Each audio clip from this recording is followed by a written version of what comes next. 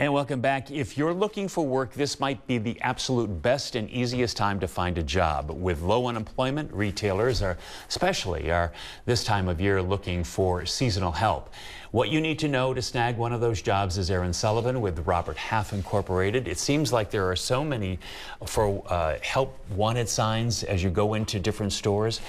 This is unusual. Is it just because the economy is doing so well? It's a little bit of both. The economy is doing so well right now that it is hard to find great employees, but holiday season, there's such a huge uptick in hiring in general that the demand gets even higher this time of year. But there were some Christmases of past where they weren't hiring as many. But because the economy is doing so well, you mentioned that it's hard to find good employees. Why is that?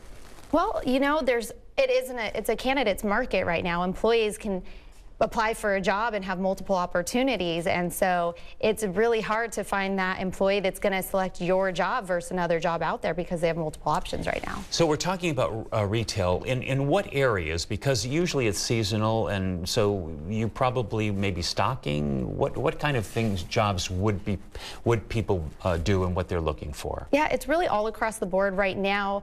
Companies like Target and Kohl's are doing a lot of the retail hiring for the front end as well as UPS, but again, bringing up UPS, you're looking at people doing the delivering jobs, but also all the inventory coming in. That needs to be unpackaged. It needs to be labeled, put on hangers. So really, you have everything from start to finish of the retail sector that's hiring right now in massive, massive amounts. And so what is the likelihood of somebody doing a really good job and then being hired full-time after the season? That probability is much higher than just going in, applying for a job, and immediately getting a permanent position, because it's giving a company the opportunity to really see what you do, what you're capable of. Interviews can typically get you a job as well as your resume, but being able to be in the seat and putting your skills to work is what's going to cause that longevity and ultimately can cause you to get employed. What's one thing that somebody should do and one thing somebody should not do when they're going for that job interview? What you should do is absolutely walk in if you can.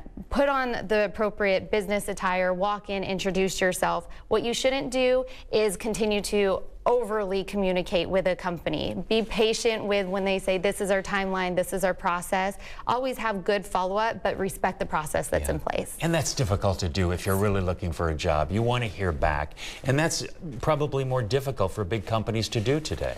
Absolutely. Unfortunately, companies might get 100, 200 resumes, and I know that they would all love to be able to communicate one-on-one with every applicant that they have, but it's just not possible.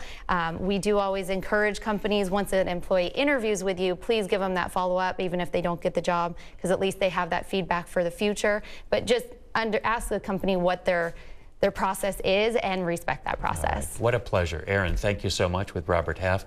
Good advice, too, for those who are looking for work this holiday season. Thank you so much. Appreciate it. We'll take a break and we'll be right back.